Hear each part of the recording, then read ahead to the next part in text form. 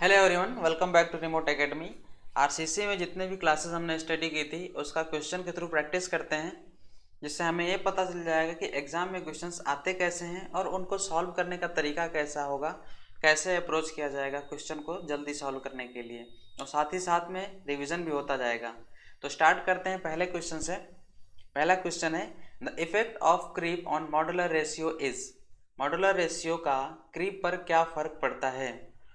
पहला ऑप्शन है modular ratio घटता है, दूसरा ऑप्शन है मॉडुलर रेशियो बढ़ता है, तीसरा है या तो बढ़ेगा या तो घटेगा, और चौथा है रिमेन्स अनचेंज्ड, यानी कि कोई चेंज नहीं होता है। तो इस क्वेश्चन को सॉल्व करने से पहले हमें मॉडुलर रेशियो का फॉर्मूला पता होना चाहिए, क्योंकि फॉर्मूला पता होगा तो ईजिली हम क्वेश्चन को सॉल्व कर लेंगे। तो हम लोगों ने जब डिज़ाइन फिलोसफीज पढ़ा था तो उसमें मैंने बताया था कि WSM में मॉडुलर रेशियो का इस्तेमाल होता है और उसका फॉर्मूला होता है M equal to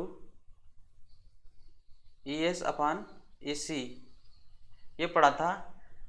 modular ratio is the ratio of modulus of elasticity to the modulus of steel, ये हमने पढ़ा था। इसके बाद एक और चीज़ हमने पढ़ा था, मॉडुलस ऑफ इलास्टिसिटी कंक्रीट की होगी EC equal to 5000 under root FCK। ये दो फॉर्मूले हमने पढ़े थे। जो पहला वाला फॉर्मूला हमने लिखा हुआ है M equal to ES upon EC, इससे ये पता चल रहा है कि मॉडुलर रेशियो EC के इन्वर्सली प्रोपोर्शनल है। मॉडुलर रेशियो EC के इन्वर्सली प्रोपोर्शनल है। इसका मतलब ये है कि EC की वैल्यू जितनी ही ज़्यादा होगी मॉडुलर रेशियो उतनी ही कम होगी, और EC की वैल्यू जितनी ही कम होगी मॉडुलर रेशियो उतनी ही ज़्यादा होगी। तो इस फॉर्मूले से, जो मैंने फॉर्मूला नंबर 1 लिखा है, इस फॉर्मूले से इस क्वेश्चन को सॉल्व नहीं किया जा सकता है।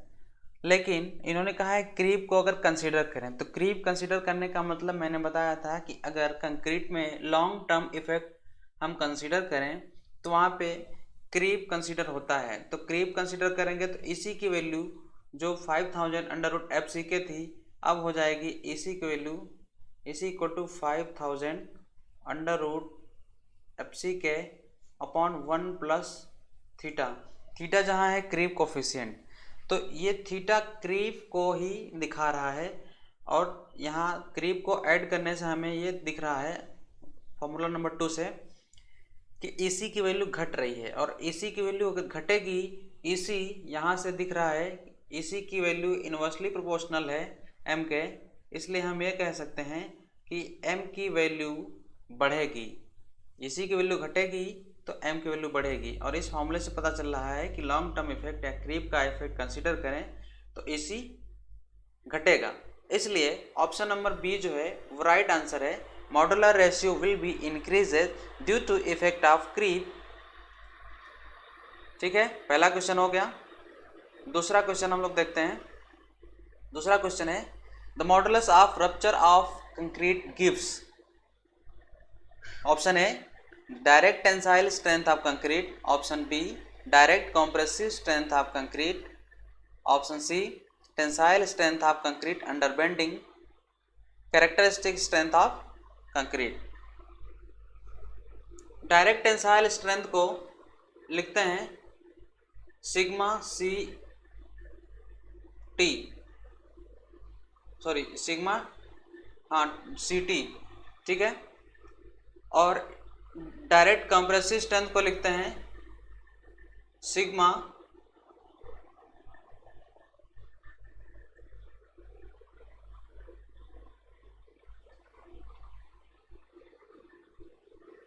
CC, और बेंडिंग को लिखते हैं सिग्मा BT, और कैरेक्टरिस्टिक स्ट्रेंथ है FCK होता है।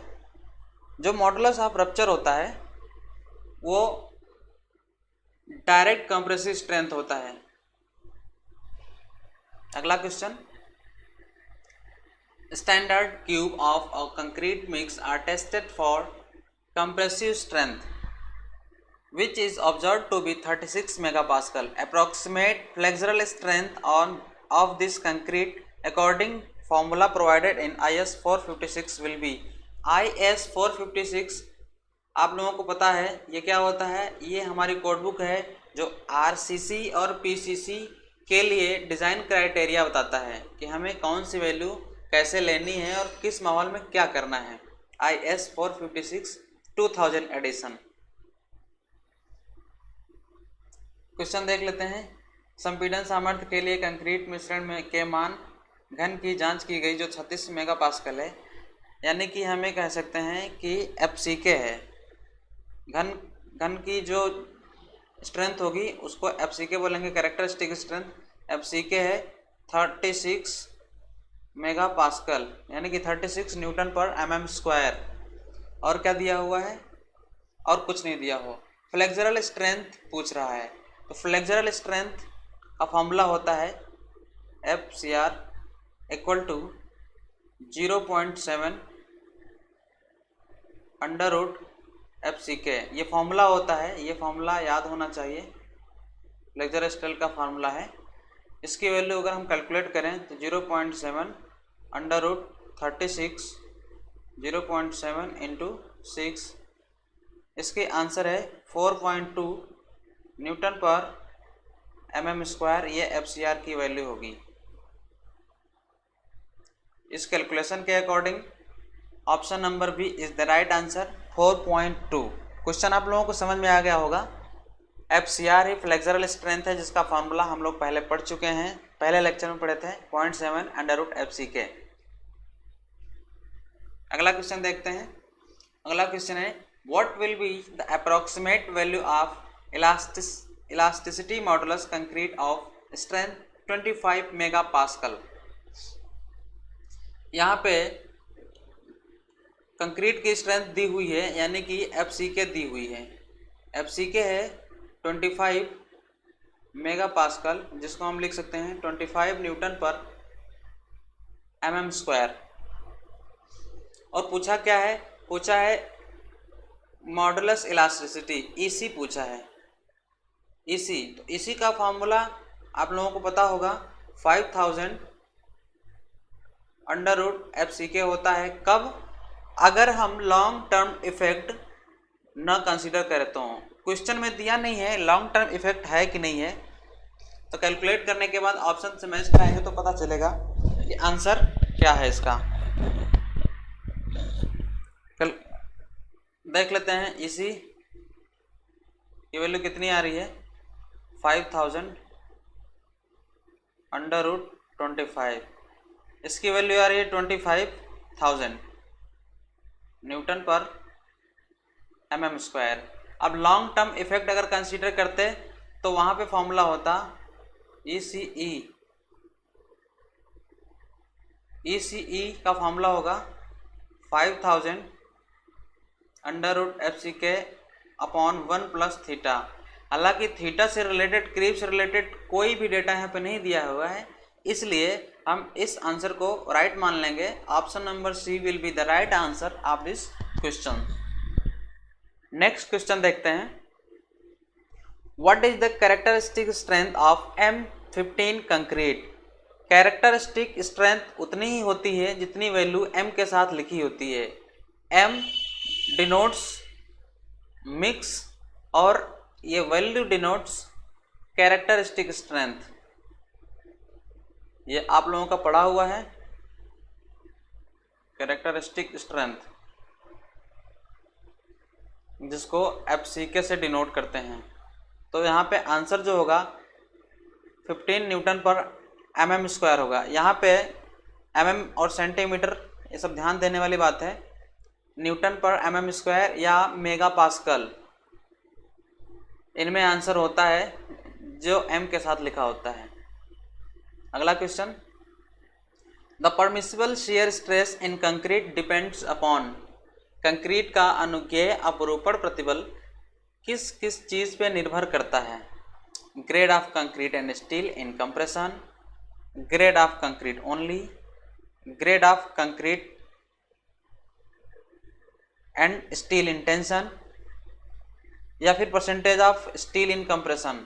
तो हमें पता है जो हम बीम का सेक्शन, बीम या कोई भी सेक्शन हो, हम क्या करते हैं, जहाँ पे टेंशन आने वाली होती है वहाँ पे रीइंफोर्सिंग बार लगाते हैं स्टील की। तो सिंपल सी बात है, अगर हम स्टील की बात करेंगे तो उसको कंप्रेशन में काउंट नहीं करेंगे, सिर्फ टेंशन में ही काउंट होगा, तनन में ही काउंट होगा। तो यहाँ पे क्या लिखा है पहले क्वेश्चन में, ग्रेड ऑफ कंक्रीट, ये बात सही है, लेकिन ये क्या कह रहा है, स्टील इन कंप्रेशन। स्टील कंप्रेशन में कोई स्ट्रेंथ नहीं देता है, जब भी स्ट्रेंथ देता है वो टेंशन में देता है, इसलिए ऑप्शन नंबर ए गलत। दूसरा ऑप्शन है ग्रेड ऑफ कंक्रीट ओनली, ऐसा नहीं है। अगर ग्रेड ऑफ कंक्रीट पे ही सब कुछ डिपेंड करता तो हम स्टील बार्स लगाते ही क्यों, तो ऐसा भी नहीं है। Percentage of steel in compression only, compression में अगर स्टील है तो उसका स्ट्रेंथ से कोई मतलब नहीं है। नेक्स्ट है grade of concrete and steel in tension, grade of concrete FCK और परसेंटेज ऑफ स्टील, इन्हीं दोनों पे निर्भर करता है, इसलिए ये राइट आंसर है। अगला question, which is the correct formula for calculating target strength during a trial mix of concrete. Concrete के आजमाइशी मिश्रण के दौरान लक्षित सामर्थ्य की गणना करने की सही सूत्र क्या है। आप लोग हिंदी पे ज़्यादा ध्यान नहीं देना, क्योंकि हिंदी इसकी बहुत ही कॉम्प्लिकेटेड है और आगे चल के हिंदी से आपका कोई ज़्यादा रिलेशन बचेगा नहीं। अगर आप सिविल इंजीनियरिंग की तैयारी कर रहे हैं तो आप ज़्यादा हिंदी पे ध्यान न दें, इंग्लिश वर्ड्स पे ध्यान दें तो ज़्यादा समझ में आएगा। इसलिए मैं फोकस करता हूँ लिखने पे इंग्लिश में ही, हिंदी में भले ही एक्सप्लेनेशन दे रहा हूँ। एक मैंने इमेज से समझाया हुआ था,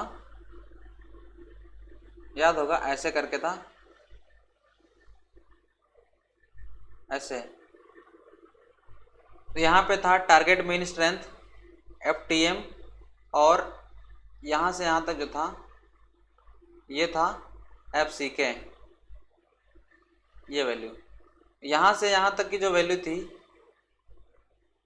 1.65 सिग्मा, ये मैंने बता रखा है टारगेट मीन स्ट्रेंथ का, जब चैप्टर पढ़ा रहा था मैं। तो इस हिसाब से जो टारगेट मीन स्ट्रेंथ है FCK plus 1.65 sigma, FTM equal to FCK इतनी है प्लस 1.65 सिग्मा, प्लस 1.65 सिग्मा, जहाँ पे सिग्मा क्या है, सिग्मा है स्टैंडर्ड डेविएशन, सिग्मा है स्टैंडर्ड डेविएशन, जिसको हिंदी में मानक विचलन भी कहते हैं। जिन्होंने स्टैट्स थोड़ा बड़ा पढ़ा होगा उनको मानक विचलन के बारे में जानकारी होगी। तो इस इक्वेशन के हिसाब से आंसर जो होगा FT equal to FCK plus 1.65 sigma D, ये आंसर सही होगा। बता दें सिग्मा की वैल्यू जो है M20 तक जो होती है, M15 से 20 तक जो होती है, M10 से 20 तक वो होती है 3.5, और M25 से M55 तक होती है 4, और M55 से ज़्यादा के लिए होती है 5। ये सिग्मा की वैल्यू है, आप लोग याद रखेंगे, डायरेक्टली क्वेश्चन पूछा जाता है। अगला क्वेश्चन है, the Indian standard code for practice for plain and reinforced concrete is. हमने अभी पहले ही बता दिया था पिछले क्वेश्चन में कि IS 456 जो है वो प्लेन और रीइंफोर्स्ड कंक्रीट दोनों के लिए डिज़ाइन का क्राइटेरिया बताता है। आप लोग याद रखेंगे IS 875, जब मैंने सारे कोड बुक्स बताए थे तो उन कोड बुक्स में मैंने ये भी बताया था कि IS 875 किस लिए है। IS 875 जो है वो है लोड्स के लिए। लोड्स में भी पार्ट 1, पार्ट 2, पार्ट 3 करके है। तो पार्ट फर्स्ट में क्या है, पार्ट फर्स्ट में डेड लोड है। डेड लोड यानी कि अचर लोड, जो स्थिर रहता है, घटता बढ़ता नहीं है या फिर मूवेबल नहीं है। पार्ट 2 है लाइव लोड। लाइव लोड को इम्पोज्ड लोड भी कहते हैं। इसको बोलते हैं चर लोड, जो चलता रहता है, ठीक है। और पार्ट 3 जो है, पार्ट 3 है विंड लोड, हवा का जो लोड होता है, वायु भार। पार्ट 4 जो है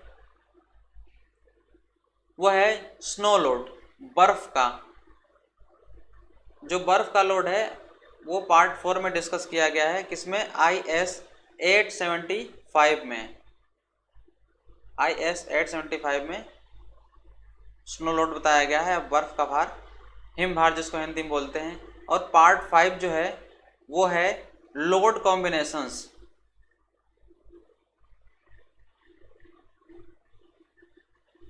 लोड कॉम्बिनेशन, या फिर इसको हम दूसरे भाषा में कह सकते हैं स्पेशल लोड्स। स्पेशल लोड्स का क्राइटेरिया जो है IS 875 कोड बुक के पार्ट 5 में बताया गया है। यहीं पे गैंट्री गर्डर का भी डिस्कस होता है। गैंट्री गर्डर के लिए भी जो गाइडलाइंस बनाए गए हैं IS 875 के पार्ट 5 में हैं। IS 800 ये तो पता है, design of steel, steel design के लिए IS 800 का उपयोग किया जाता है। तो ये था तीनों IS कोड का एक्सप्लेनेशन। अगर ज़्यादा डिटेल में आपको IS कोड पढ़ने हैं तो आप हमारे IS कोड पार्ट 1 और पार्ट 2, मैंने 2 वीडियो बनाए हैं, आप उसमें पढ़ सकते हैं। मैंने PDF भी ग्रुप में दे रखा था, जिनको PDF चाहिए वो हमारे ग्रुप को ज्वाइन करें, जो कि हर वीडियो के डिस्क्रिप्शन बॉक्स में टेलीग्राम ग्रुप और व्हाट्सएप ग्रुप का लिंक मिल जाएगा। आप उसको क्लिक करके ज्वाइन हो सकते हैं, जहां पे हर लेक्चर के PDF आपको समय पर मिल जाएगा। अगला क्वेश्चन है, under constant load the creep strain in concrete is. Under constant load means अगर लोड को लगाए रहें जो कि स्थिर हो, बढ़ने घटने वाली ना हो, तो वो क्या होगा? ऑप्शन में देखते हैं, टाइम डिपेंडेंट, समय पर निर्भर करेगा, या टेम्परेचर डिपेंडेंट होगा, या मॉइस्चर डिपेंडेंट होगा। तो हमने जब कंक्रीट पढ़ा था, क्रीप को हिंदी में बोलते हैं विसर्पण, क्रीप को हिंदी में विसर्पण बोलते हैं। तो क्रीप की डेफिनेशन हमने कहा था, creep is a permanent deformation under sustained load. पहली लाइन मैंने कहा था creep is a permanent deformation under sustained load, और दूसरी लाइन कहा था it is a time dependent phenomena. तो इस हिसाब से ये आंसर टाइम डिपेंडेंट होगा। मीन्स कहने का ये है कि जैसे जैसे टाइम बढ़ेगा वैसे वैसे क्रीप बढ़ता जाएगा, और डिफॉर्मेशन को विकृति बोलते हैं हिंदी में। अगला क्वेश्चन है, if the permissible compressive strength in concrete in bending for M20 grade of concrete is 7 newton per mm², then modular ratio will be. जिस तरीके से हमने पहला क्वेश्चन सॉल्व किया था मॉडुलर रेशियो का फॉर्मूला लगा करके, उसी तरीके से हम मॉडुलर रेशियो का फॉर्मूला इस्तेमाल करके ये भी क्वेश्चन सॉल्व करेंगे। मॉडुलर रेशियो का फॉर्मूला होता है M = 280/3 सिग्मा CBC। यहाँ पे ध्यान देने वाली बात यह है कि वैल्यू FCK दी हुई है। FCK है कितनी? 20 Newton per mm², sorry permissible compressive stress दिया हुआ है, सिग्मा CBC दिया हुआ है।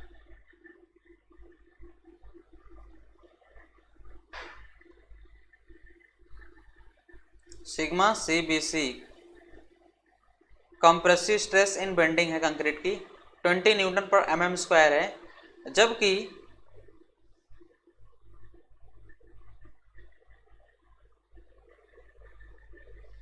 नहीं सही था, सिग्मा CBC 7 दिया है, उल्टा हो गया, पहले सही लिखा था। ग्रेड जो है FCK जो है 20 न्यूटन पर mm², और सिग्मा CBC जो है वो 7 न्यूटन पर mm² है। 7 न्यूटन पर mm स्क्वायर है। जो फॉर्मूले में हमें ज़रूरत है वो सिग्मा CBC की ही ज़रूरत है। हम फॉर्मूला से m की वैल्यू कैलकुलेट कर लेते हैं। Modular ratio 280/3 into sigma C की वैल्यू है 7। यहाँ से जो वैल्यू आएगी कैलकुलेट करके लिख लिया जाएगा। कैलकुलेट करते हैं कितना आएगा।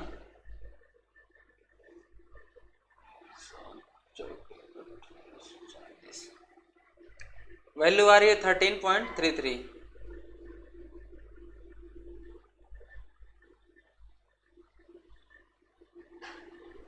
तो मॉडुलर रेशियो की वैल्यू है 13.33, इसलिए आंसर होगा B.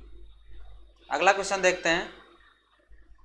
As per IS 456/2000 actual measured values of modulus of elasticity EC may vary from ES equal to 5000 under root FCK। जो ये क्वेश्चन में एक गलती है, यहाँ पे ES ना होकर के EC होना चाहिए। ये ES नहीं होगा, EC होगा। EC की वैल्यू 5000 अंडर रूट FCK है। ये तो थ्योरेटिकल वैल्यू है, लेकिन अगर हम साइड पे मॉडुलस ऑफ इलास्टिसिटी का मेजरमेंट करें तो वो कितना आएगा, कितना वेरी कर सकता है या फिर कितने वेरी की परमिसिबल है।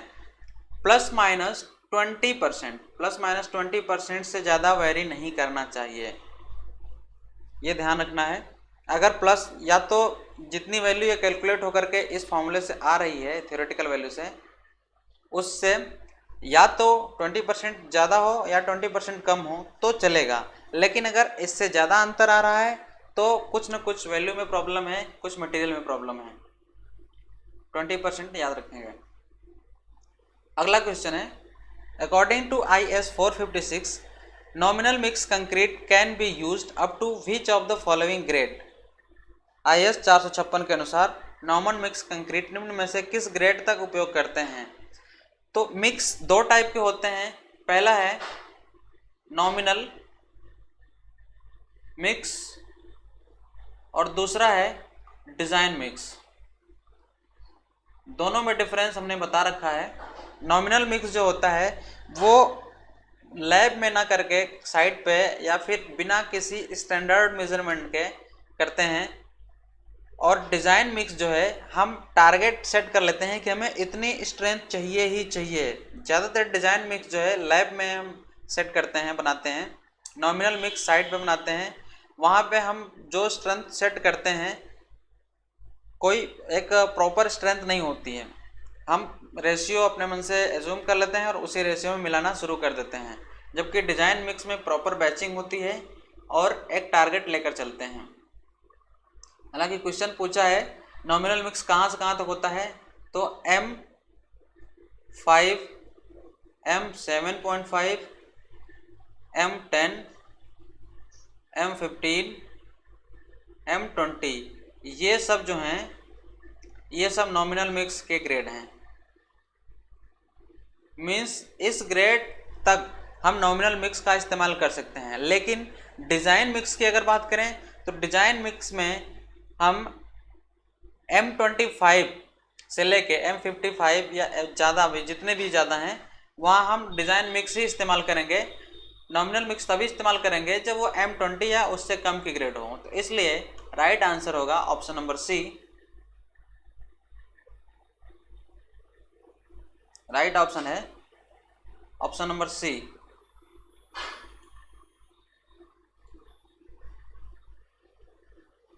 अगला क्वेश्चन देखते हैं।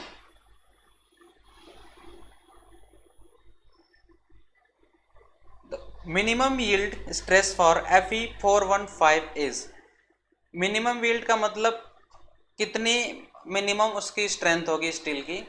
स्टील की स्ट्रेंथ मैंने बता रखा है कि Fe 415 हो या Fe 250 हो या Fe 500 हो या Fe 550 हो। ये चार ग्रेड स्टील की बताया था जो कि स्ट्रक्चरल स्टील के रूप में यूज़ होते हैं।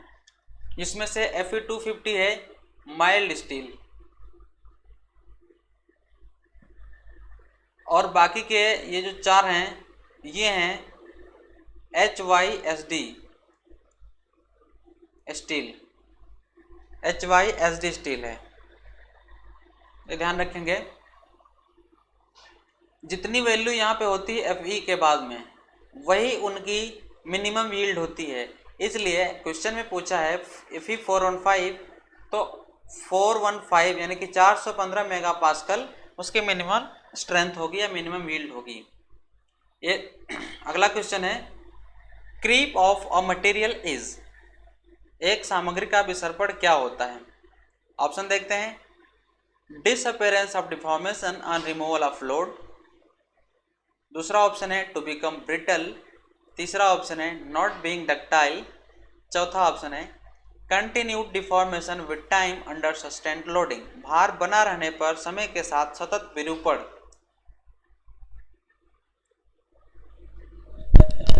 एक एक करके डिस्कस कर लेते हैं। भार हटाने पर विरूपण न रहना, यह चीज शो करता है इलास्टिसिटी को, इलास्टिसिटी जिसको हिंदी में प्रत्यास्थता बोलते हैं, प्रत्यास्थता। टू बिकम ब्रिटल, ब्रिटल का मतलब होता है कठोर हो जाना, क्षणभंगुर हो जाना। और तीसरा ऑप्शन है नॉट बीइंग डक्टाइल, इसका भी मतलब दोनों का मतलब सेम है। नॉट बीइंग डक्टाइल मतलब तन्य नहीं है तो भंगुर ही होगा, ब्रिटल नहीं है तो डक्टाइल होगा। और चौथा ऑप्शन है भार बना रहने के समय पर समय के साथ सतत विरूपण, ये ऑप्शन सही है। अभी हम लोग 2 क्वेश्चन में इसको डिस्कस कर लिए थे। Creep of material is continued deformation with time under sustained loading, ये एक टाइम डिपेंडेंट है। अगला question, concrete stress for structural steel in tension is in the order of, structural steel के लिए जो स्टील में टेंशन है वो 150 न्यूटन पर mm स्क्वायर के ऑर्डर में होगा। ये याद करने वाली बात है।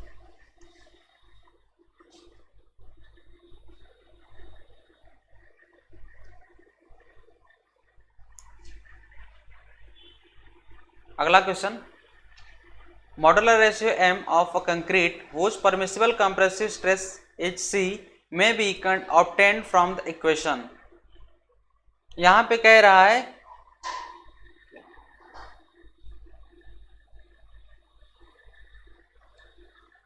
रहा है मॉडुलर रेशियो पता करना है M के वैल्यू और compressive strength, permissible compressive strength sigma CBC, इसकी वैल्यू जो दी है C है।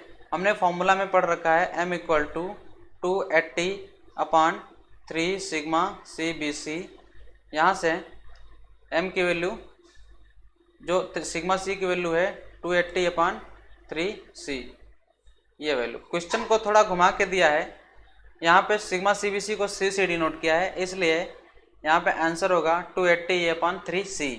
याद होना चाहिए कि कैसे अप्रोच होता है। IS 456 रिकमेंड्स, IS 456 किस किस डिज़ाइन को रिकमेंड करता है। Option a working stress method जिसको WSM बोला जाता है, WSM। दूसरा है अल्टीमेट लोड मेथड ULM, तीसरा है लिमिट स्टेट मेथड LSM और चौथा ऑप्शन है A एंड C यानी कि WSM और LSM दोनों। यहाँ पे आंसर होगा जो वो दोनों के लिए होगा, WSM और LSM दोनों के डिज़ाइन को रिकमेंड करती है IS 456, याद होना चाहिए। मैंने बताया था लिमिट स्टेट मेथड में जो फैक्टर ऑफ सेफ्टी लेते हैं कंक्रीट के लिए, फैक्टर ऑफ सेफ्टी कंक्रीट के लिए होते हैं वो होते हैं 1.5 लेते हैं, और फैक्टर ऑफ सेफ्टी स्टील के लिए कितना लिया जाता है, स्टील के लिए लिया जाता है 1.15। वैसे ही WSM के लिए फैक्टर ऑफ सेफ्टी जो लेते हैं स्टील के लिए वो होता है 1.78 और फैक्टर ऑफ सेफ्टी कंक्रीट के लिए लेते हैं 3। ये याद होना चाहिए। अगला क्वेश्चन है tetrapods are to be design to kept on shores of Arabian Sea. ध्यान दीजिए क्या बोला है, सोर्स ऑफ अरेबियन सी, मतलब क्या है, अरब सागर के किनारों की बात कर रहा है। आगे पढ़ते हैं।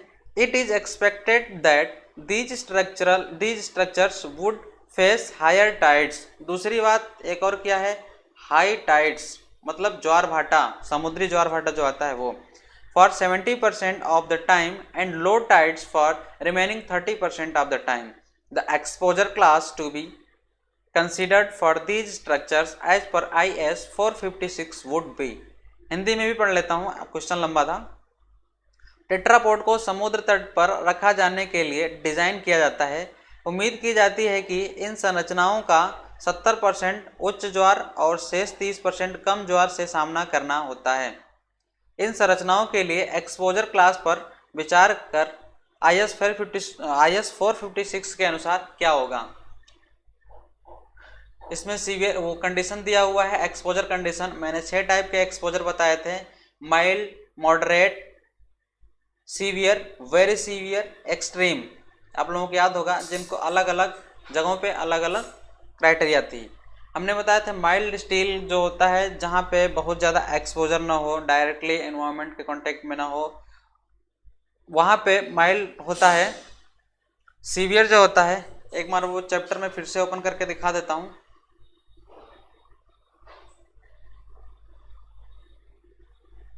RCC इंट्रोडक्शन में था।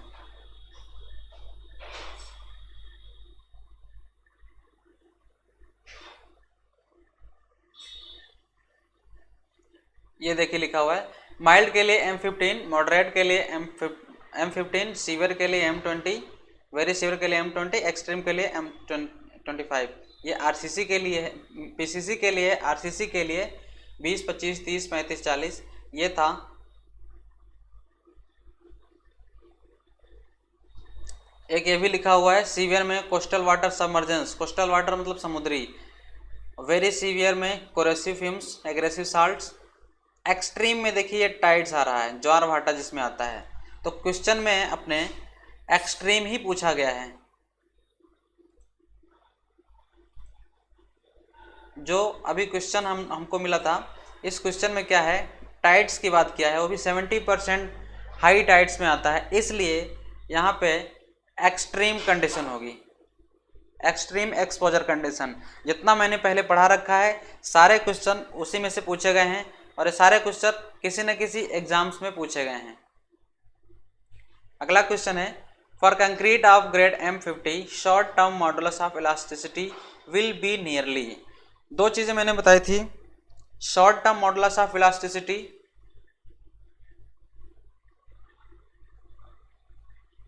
वो है EC, दूसरा बताया था long term modulus of elasticity ECE, ये बताया था। तो शॉर्ट टर्म जो होगा EC इक्वल टू 5000 √FCK। ये फॉर्मूले में बार बार रिपीट इसलिए कर रहा हूँ ताकि बार बार रिपीट करेंगे तो याद हो जाएगा। ECE जो होगा 5000 √FCK अपॉन 1 + थीटा। ये दोनों फार्मूले जो हैं IS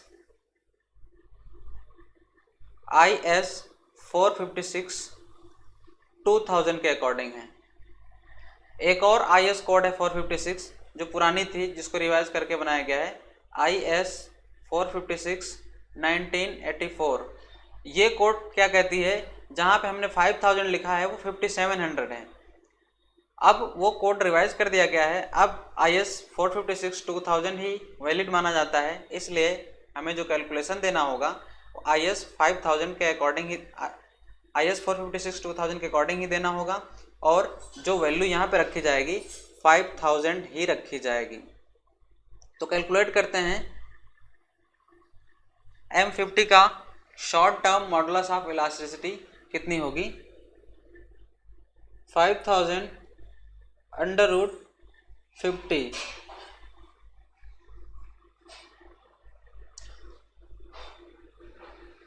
√50 को लगभग 7 के बराबर रख दें तो 5000 × 7 यानी कि 35 1000 न्यूटन पर mm² आंसर आएगा, ये वैल्यू सही है। अगर लॉन्ग टर्म इफेक्ट की बात करता तो वहाँ पे क्रीप कोफिशिएंट थीटा कंसीडर करना पड़ता और वहाँ पे आंसर कुछ और आता। एक बात और ध्यान देने वाली मैं बता देता हूँ, थीटा की वैल्यू वेरी करती रहती है, क्रीप कोफिशिएंट की वैल्यू वेरी करती रहती है, वो डिपेंड करता है age of loading. Age of loading इस पे डिपेंड करता है थीटा की वैल्यू। कितने में? 7 दिन में जो वैल्यू होती है 2.2 होती है, 28 दिन में कितनी होती है 1.7, और 1 साल में कितनी होती है 1.1। ये वैल्यू याद होनी चाहिए, डायरेक्टली क्वेश्चन पूछा जाता है एग्जाम्स में। अगला क्वेश्चन है, minimum grade of concrete to be used in reinforcement concrete. Minimum grade concrete की कितनी यूज होनी चाहिए? दो केसेस हैं। अगर क्वेश्चन में डायरेक्टली उसने कहा है कि कोस्टल एरियाज में, सी शोर्स में, तो वहां पे होगा M30। कोस्टल एरिया में अगर पूछा तो होगा M30, लेकिन यहाँ पे कोई कोस्टल एरिया या फिर कोई क्राइटेरिया नहीं बताया है, तो यहाँ पे वैल्यू M20 होगी, M20। तो आप लोग ये चीज़ ध्यान रखेंगे, दो केस हैं M20 और M30, तो डिपेंड करता है कि कहाँ पे क्वेश्चन पूछा जा रहा है। आज के लिए इतना ही, हमने 20 क्वेश्चंस डिस्कस किए हैं। उसके बाद आप लोग रिवीजन कर लीजिए और कुछ पुराने क्वेश्चंस हैं आप लोग प्रैक्टिस कीजिए, बुक्स में स्टडी कीजिए। जितने भी क्वेश्चंस हम पढ़ा रहे हैं आपको ग्रुप में प्रोवाइड कर देंगे, आप लोग ग्रुप में ज्वाइन हो जाइए। ग्रुप का लिंक आपको डिस्क्रिप्शन बॉक्स में मिल जाएगा। That's all for today.